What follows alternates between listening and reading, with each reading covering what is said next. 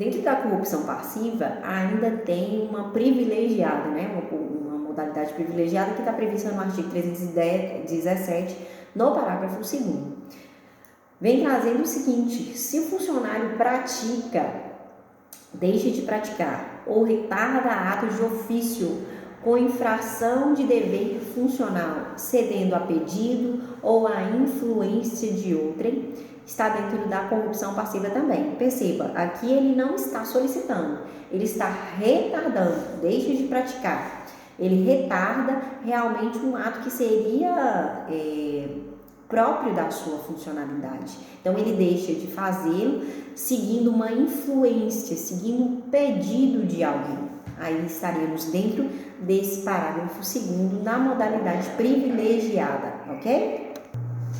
O que vai diferenciar essa modalidade de corrupção passiva e a prevaricação, que é muito importante novamente, já sendo até repetitiva, né? Já que uma vez nós definimos que iríamos estudar os artigos que são os principais, a gente precisa diferenciar essa modalidade privilegiada da corrupção passiva da prevaricação. Olha só, quando nos deparamos com o artigo 319, que trata da prevaricação, ele vem com a seguinte redação: retardar ou deixar de praticar indevidamente ato de ofício ou praticá-lo contra disposição expressa de lei para satisfazer interesse ou sentimento pessoal. Então, nós já temos uma questão importante, é a finalidade. Olha só, embora na privilegiada da corrupção nós temos também uma pessoa que retarda ato de ofício, a diferença aqui primordial é a finalidade. Na prevaricação, esse mesmo sujeito que deixou de praticar um ato que seria próprio da sua função, então um ato de ofício, ele o faz para satisfazer um interesse pessoal ou um sentimento dele, tudo bem? Ele deixa de dar andamento no processo porque ele não tem boa relação com o advogado que ele está tratando. Olha só, um sentimento pessoal, não é? Então, esse funcionário está prevaricando quando ele atende a um sentimento pessoal ou ainda que seja um interesse. É diferente da forma privilegiada, uma vez que o funcionário ele deixa de praticar os atos ou por influência, né, um pedido realmente de alguém que lhe faça.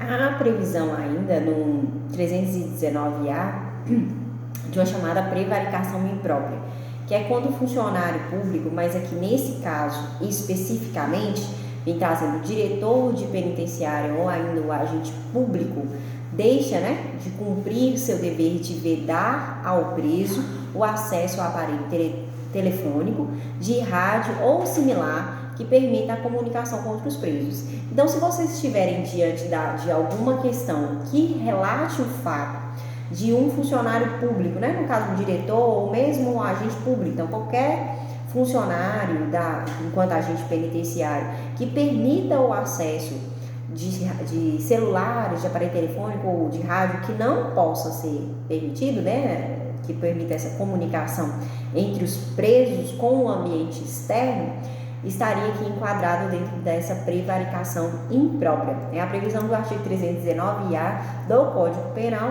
é relativamente novo, então prestem atenção que pode ser objeto de provas aí. A condescendência criminosa, veja só, o artigo 320 do Código Penal vem trazendo essa informação. Eu disse na outra aula, condescendência criminosa, alguém perguntou, professora, mas o que é isso?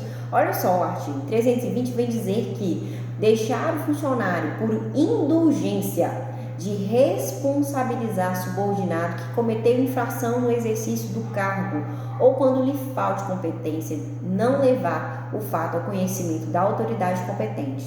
Imagine só que aquele funcionário público, ele é o chefe de uma repartição.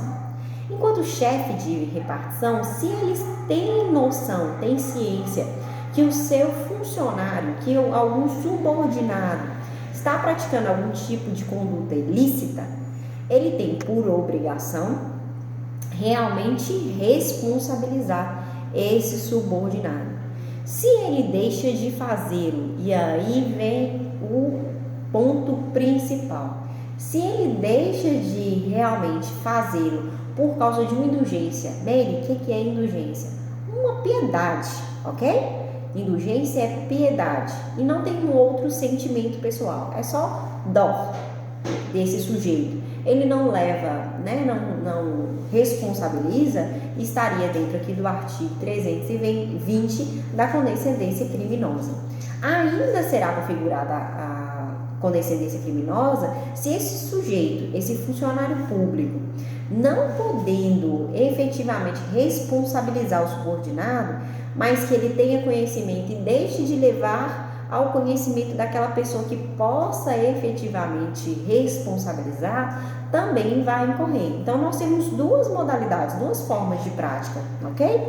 Tanto o sujeito que pode efetivamente responsabilizar e deixa de fazer por alguma dó, por piedade, tanto aquele sujeito que tem o dever de levar o conhecimento de alguém hierarquicamente superior que possa responsabilizar e não faz, também estará qualificado, estará enquadrado aqui dentro desse artigo.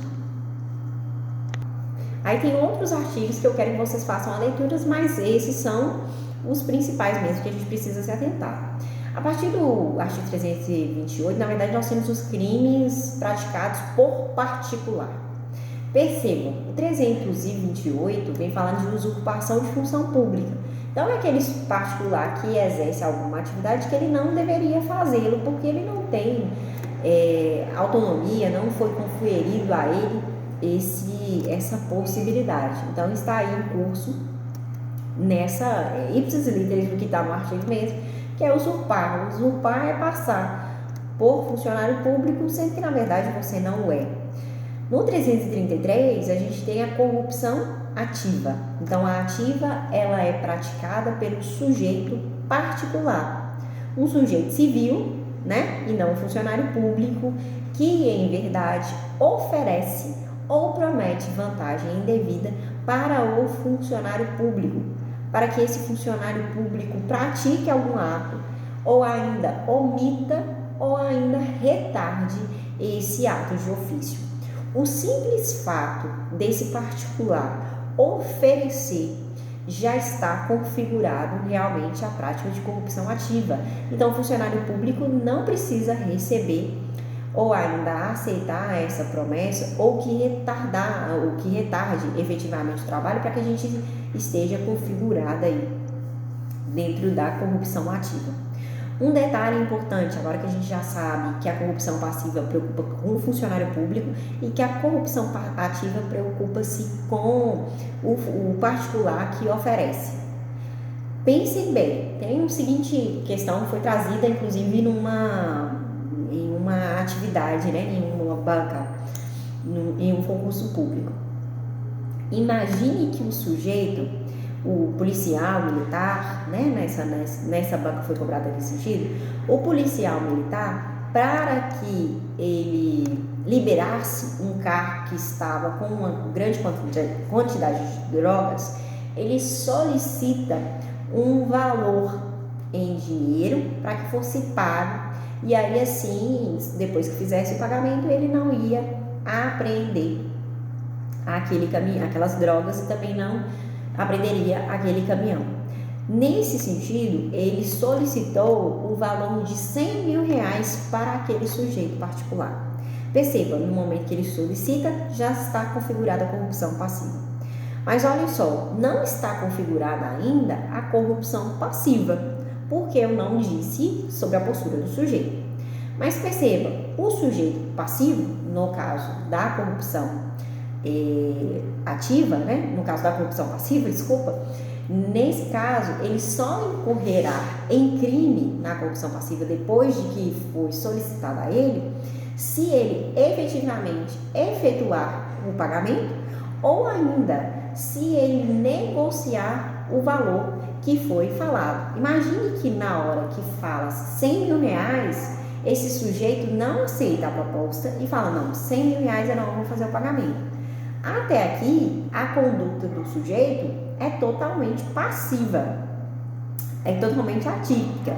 Por quê? Olha só, vejam só, se nós estamos diante das informações e não estão configuradas dentro do verbo, nós não estaremos diante do enquadramento do tipo. Reiterando, para que fique claro, Na hora que o policial solicita os R$ 100.000, já está configurada a corrupção passiva. Mas nós não temos ainda a corrupção ativa, porque o sujeito ele não ofereceu, não aceitou, ok? Nenhuma desses tipos de conduta. Mas se ele negocia, se ele fala R$ 100.000 eu não pago, eu pago R$ 90.000. Nesse momento, ele já não está recebendo apenas a informação. Nesse momento, ele está oferecendo. Aí, nesse sentido, está configurado a corrupção passiva, desde que houve essa negociação e, ao final, embora não tenha sido ele o sujeito que ofereceu inicialmente, na hora que ele o faz, falando que não faz o pagamento que foi determinado, mas oferece uma contrapartida, de certo que está configurado o crime de corrupção ativa também. Então, estarei capitulada aí no artigo 333.